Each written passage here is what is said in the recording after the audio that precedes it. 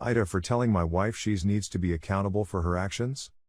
My wife, 30 female, and I, 35 male, bought our house 5 years ago and it needs work, but time and money are always a constraint.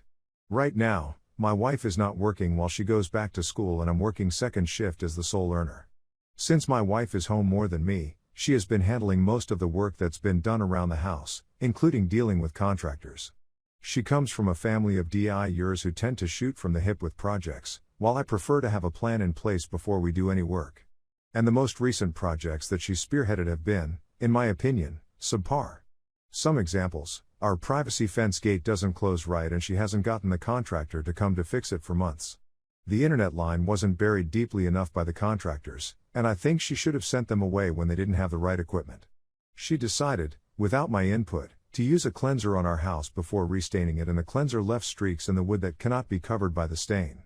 We have a wooden sculpture in our yard that she did not clean and it is dark and dirty and looks like SHT. She doesn't see anything wrong with it. Most recently we had gutter work done, and I wanted a gutter put on the back of our new shed. She forgot to tell the contractor where I wanted the downspout and he put it in the opposite corner, so now the water is just going to collect behind the shed, which is exactly what I wanted to avoid. She called me at work to give me this news and I spent the rest of the day frustrated. When I got home, I asked what we were going to do about this and she said something about fixing it ourselves. I told her that it would never be right if we fixed it ourselves, that I already paid for the work to be done right the first time and we're just piecing away money and time with needing to redo all these projects that she's been half-assing. I asked if she even cared about the quality of work that is being done on the house and said that maybe she shouldn't be involved with any more projects on the house unless communication improves. She just sat in silence and slept on the couch without speaking to me. This morning, I asked if she was going to talk to me and she said I don't know. I was exasperated and asked if she could just tell me what is wrong and she replied, I'm scared of you. She told me she wished I had approached the issue by looking for a solution and I told her that she just doesn't want to be accountable for her actions. She said she just wants us to be partners. I could be the a-hole for how I went about telling her about my feelings, but I feel like there's no way for me to give her negative feedback without her freaking out. Am I the a-hole for telling my wife that she needs to be accountable for her actions? Update: I posted about 5 months ago about an argument my wife and I had, and I was determined to be the a-hole. Original post here. Recently someone commented on that post asking if my wife has left me yet, so I decided to update. A lot of people recognized that the way I spoke with my wife was full of frustration and anger, which was unproductive, but even more than that, it was scary to my wife. U/Willixash had an excellent comment pointing out that I was just blowing off steam and that my priority should be my partnership. We covered a lot of topics in the weeks following that incident. We had a couples therapy session to talk about strategies and communication.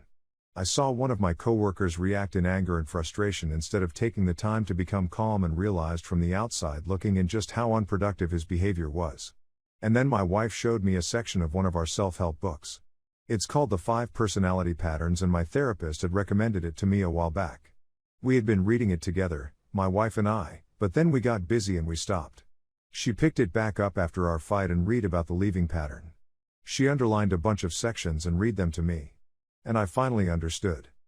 I grew up in a house where my parents screamed and yelled at each other or picked fights in order to storm out of the house, and that's how I used to interpret my wife's silence. As a way to win the fight. In reality, when she became silent, she was terrified. She wasn't stonewalling me, or trying to win the fight by manipulating me, or trying to avoid taking responsibility. She was so scared in that moment that she wasn't even in her body. She couldn't even speak, she was totally dissociated. She told me that even though she knows that how I was acting wasn't objectively scary, that her threshold for shutting down is really low. Realizing how much I scared my wife broke my heart. The descriptions of dissociation in the book were terrifying to me.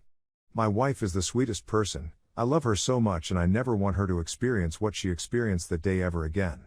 It changed my perspective completely. Ever since my realization, our relationship is better than ever. We laugh and tease each other playfully. We have worked on projects together. We've talked about chores and money. We've even had a couple of fights and resolved them quickly and lovingly. Our communication is better because we trust each other.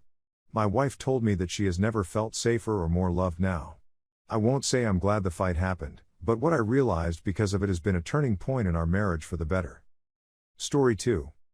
AITA for not giving my flatmates privacy while their family is over?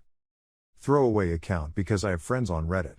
I, 20 female, share in house with 3 sisters, 20 twins, and 21 female. I want to point out, I didn't know them prior to moving in, I found out when touring the house. We made friends while living together, but I wasn't asking any friend to let me stay at their family house. So I simply looked for an affordable house near my college and moved in. Their family isn't well off, but they had this house in the city they have always been renting out to students with 2 rooms and 4 beds. When the eldest started college, she kept renting the remaining spots and, of course, they're still renting a bed. So I am just dealing with regular rent as a regular tenant, because they want at least my rent to make ends meet. Fair enough. I pay as much as the girls renting before me did, so 1/4 of their previous total income, pay 1/4 of the utilities, make my own groceries runs. All in all, regular renting life economic wise. Problems started when their parents decided to come over and stay a week. The sisters asked me if it bothered me if guests slept in the living room or if they should rearrange the twins' bedroom to fit 4 people. I said I didn't mind, but the twins ended up giving up their room and the parents got the beds. Fine with me. But then they started to demand I had dinner earlier/later to let them have dinner as a family. I said I didn't mind eating by myself in the kitchen instead of the dining room, but I wanted to eat when I wanted because I have class until late and then I want to study after dinner. They said it was annoying because I would be lurking in the background. Kitchen, living/dining rooms have no doors, but also dining in my bedroom would be bad, because I would be cooking while they're trying to enjoy their time as a family and come in to wash my dishes or worse, leave them dirty in the sink. The next day they brought up my hanging around too much in the kitchen, no doors, while the twins wanted to sleep. I was making myself coffee to stay up and they didn't have a problem with me waking them up. They were still up, but with walking in their new bedroom is creepy, and how I was spending all time off class at home, my room, instead of studying in the library at uni. I don't think those are fair requests because I also have to live in this house. I don't care if they're related and want to spend time as a family without me. I'm not imposing myself on them, but I was wondering if I should just stay out of the house as much as possible out of respect, like having dinner at the school cafeteria or studying in the library. I don't like my university too much, so I'd rather just stay home. So AITA?